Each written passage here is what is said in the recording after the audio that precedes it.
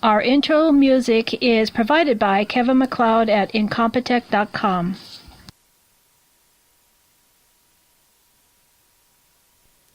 Hey, this is Gary from Night Dreams Talk Radio. I want to welcome a new sponsor to our show, PhoenixShaving.com. I know what you're thinking, right?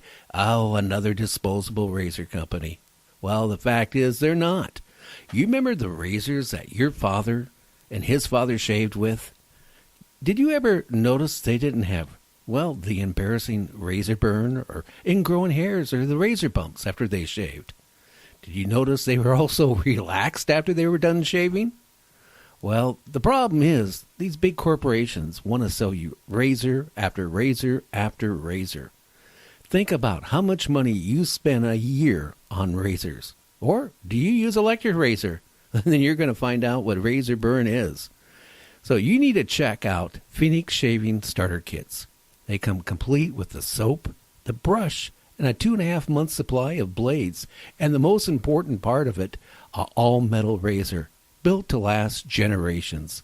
So, hey, you can donate it to one of your sons when they turn 18. Check out PhoenixShaving.com and tell them that Gary from Night Dream said, hey, I want one. That's PhoenixShaving.com now.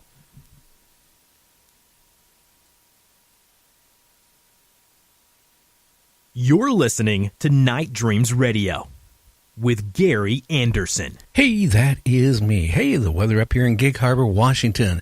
It went from raining this morning to blue skies in the afternoon.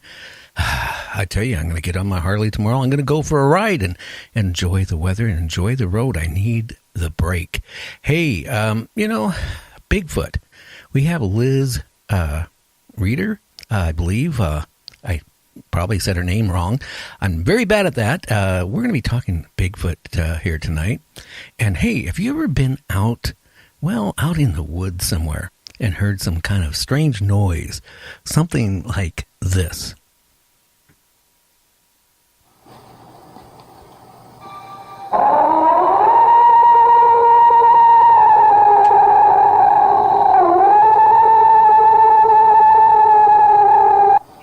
Well, if you have, I'll tell you what I would do. I'd run as fast as my fat little body would take me. I ran into a Bigfoot with a friend of mine back in 2002 up in the Canadian Rockies. You think I would ever go back in the woods after that? I'll tell you, no. You wouldn't get me ever back in the woods. I'll tell you, I have only been scared one time in my life. The military never scared me. A couple divorces never scared me. But running into a Bigfoot about 2 miles away from a secluded road as it was up in the Canadian Rockies, now that scared me. Hey, Liz, you on here tonight? I'm here. Okay. So you got good weather there today, huh? We have had really nice weather. It's been nice and warm. A few rain showers and thunderstorms have come through, but nothing that serious. Okay, well, what state do you live in? I live in Missouri. Okay. And what is the terrain like in your state? I live in the Ozark Mountains in south-central, southwest Missouri. Boy, a lot of people would love to live up there. They say that's kind of a hot spot for Bigfoot. It is. We've had quite a few sightings in my county. Oh, wow. And have they ever, got any, footprints or anything like that? Or found anything, interesting? Yeah, I'm not sure about the actual footprints and handprints and that type of thing. There have been actually 911 calls that came in with one standing in the center of Highway 17, just north of the county seat. Oh, wow. I've had guests on the show, Liz, that said, Bigfoot they're not mean. They're just curious and they will never hurt man. Then I've had other guests that maybe had bad experiences All I know is I have talked to a couple Indian tribe elders. And, they have told me stories, going back 100 years, 150 years ago, that, Bigfoot would actually come into their little village, right, and grab their squaws and their children and take them away.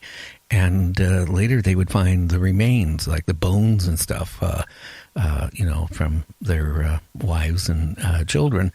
And, they all told me when I talked to them, and it's been a couple of different tribes, they told me that Bigfoot is cannibal. So, they kind of like eating flesh. But then you talk to these other people, Liz, that say, oh, no, they're just curious. My experience, I ran 2 miles fast as I ever could in my life. And I'll tell you this, I would never want to run across another Bigfoot. I would not want to run into one. I have never gone out looking for one, and I don't want to. Most of the reports in my area are more passive. It is, seeing them somewhere or seeing trees down or hearing vocalizations and tree knocks and that kind of thing. I believe there was one report of a couple being chased when they were on an ATV. So I think it comes down to each individual one, but definitely territorial and, can and will where they are. But you may encounter one occasionally where they are more curious. I think they're going to be just like any other animal or something, and, they're going to protect their area, and you're going to have one that's curious and maybe not be hostile and more of looking into windows and wanting to know what you are and who you are and that kind of thing.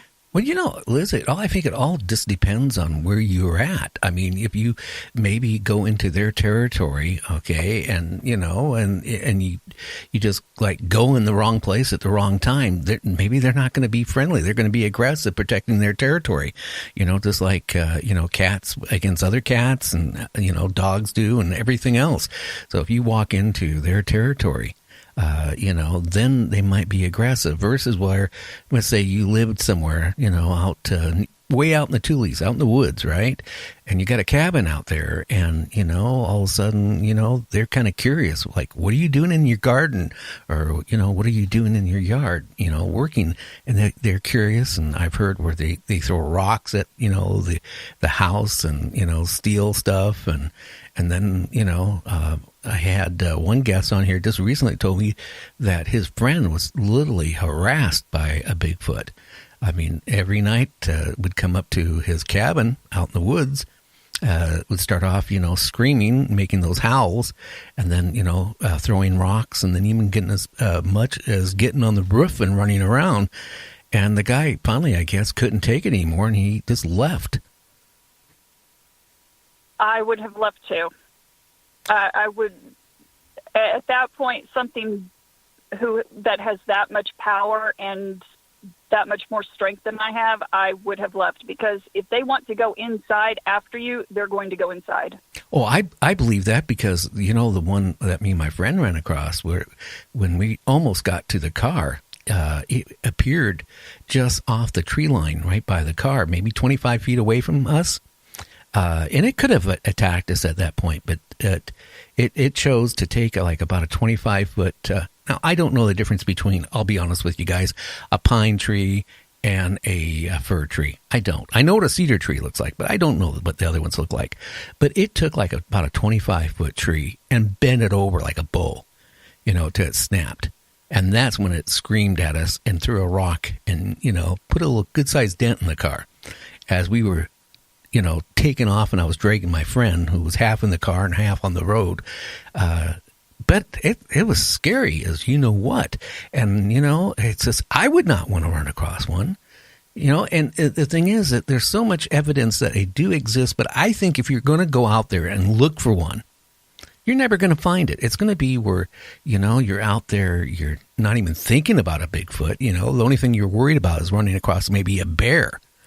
And then, you might run across one. Right. I kind of feel the same way about it. A lot of the people I have seen hunting, they seem to go out, make a lot of noise, be very obvious they're there. No animal's going to come to you when you do that. No.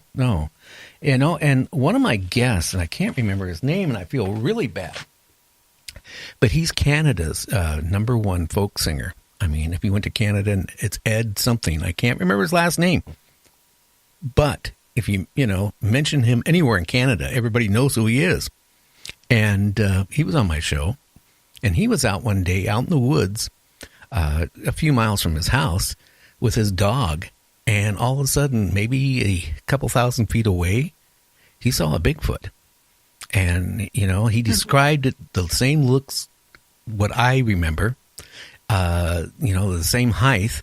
And the strange thing, he said the exact same thing I noticed. When it decided to come after us, it didn't run on its two legs the whole time. It went from two legs down to its hands, back to its two legs, back to its hand type of thing. It was really strange.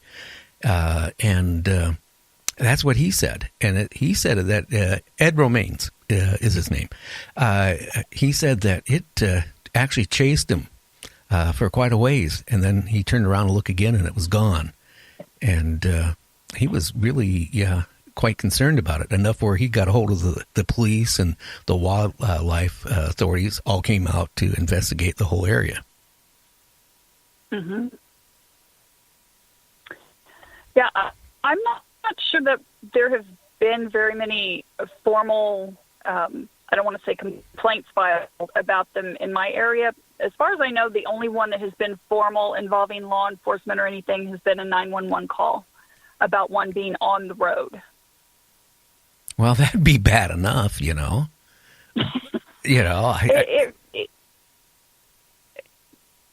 it was kind of interesting. Apparently, it had come up from the creek that runs beside the road and had managed to make it to the center line, and there was traffic both ways, and it could not cross any further. And they got several 911 calls and emergency calls about this thing standing in the road. Yeah, and I bet that thing was freaked out with all the cars, and I'm sure the people in the cars, behind the steering wheels, were just as freaked out as that creature was. Oh, I'm sure they were. Well, it gives you a lot of respect for nature, I'll tell you that. I mean, there's a lot of things out in the woods, not just Bigfoot. I mean, bears, you name it. That's one thing. When we ran across that Bigfoot, we got scared. We drove. We were out in the middle of nowhere up in the Canadian Rockies because we were doing pictures of ghost towns and stuff like that.